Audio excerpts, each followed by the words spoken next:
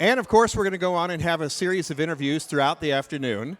And this is going to be one of my faves. They're all favorites here, actually.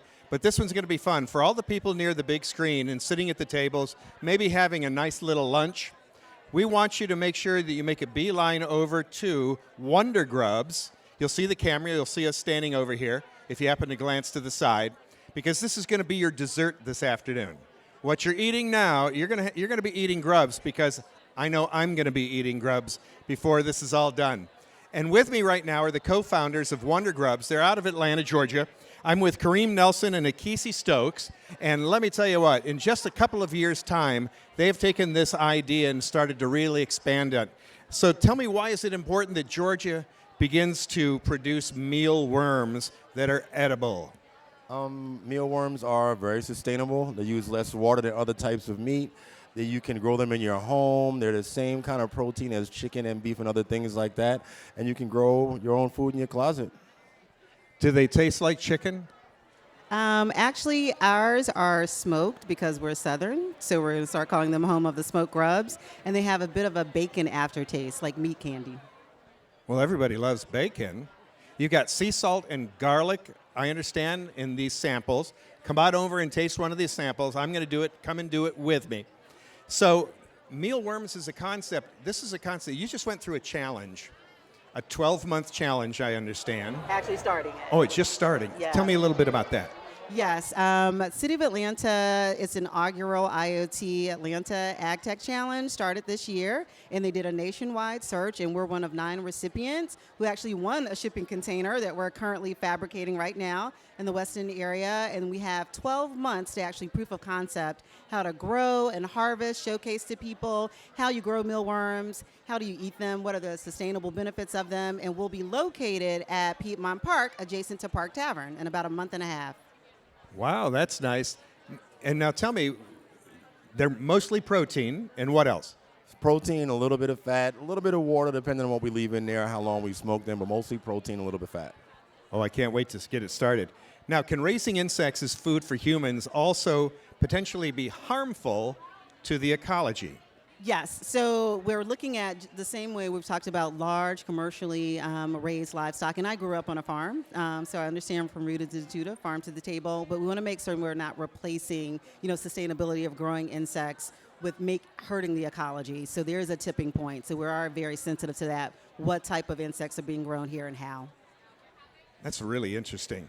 What are the benefits of eating mealworms in general? I know we can use them for fertilizer. Now, how am I mixing this sentence with fertilizer and then talking about eating them at the same time? Well, the same way that people think about organic ways to grow food, mealworms is an organic way to do proteins in different kinds of ways. So they can help you compost food, but also you can take your scraps from your table, your potatoes, your broccoli, and things of that nature, and feed them to your worms, and then in turn eat the worms also. So it helps you turn them over a couple different times. Wait, we're recycling the broccoli through the worms, and then we eat the broccoli through the worms. Now I've heard it all. Now I've heard it all.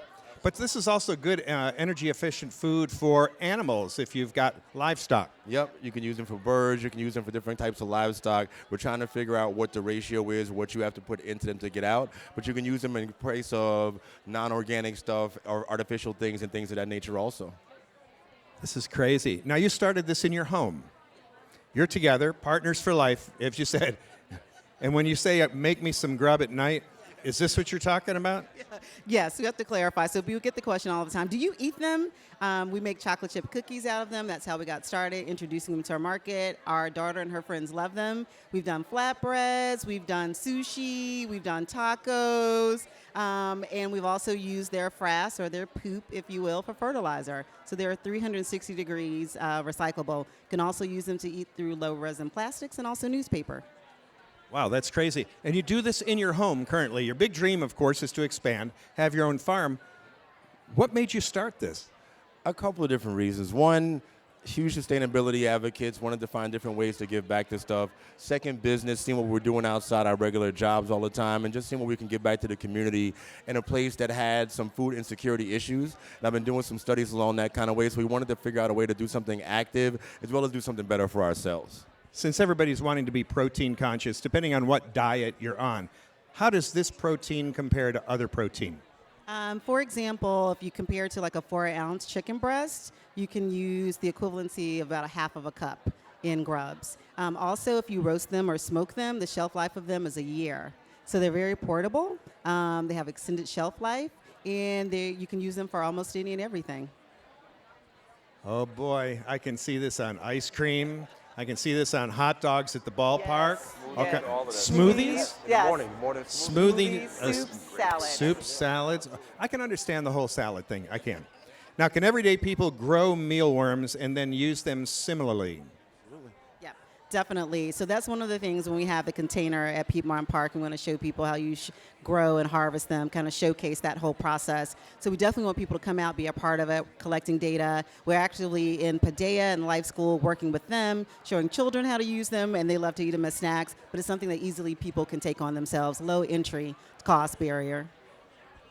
I like it. It's like a home garden of grubs, and then you have your grub. Perfect. All right, let's get around here to tasting. Let's all of us kind of come around the table so the people on TV can see it, if that works for you. All right. Looking to your phone. I'll steal your ID later. Okay, these are all flavored the same, Yes. correct? Yes. All right. I want to be nice about this. If you could just put some in my hand. And I'm telling you, everybody that's eating lunch right now, this is something you're going to want to try. And here we go. This is the first time, by the way, that I've ever tasted these myself. Mm-hmm. They're crunchy. There is a bacon aftertaste, like a fine wine. There's a bit of an aftertaste on my palate. These are good. They're not disgusting at all. And that's everyone's first thought, isn't it? Yeah, there definitely was an ick factor, which is why we started with a cookie. And so once people ate them and realized they weren't going to grow wings, they were like, okay, actually, these are pretty tasty.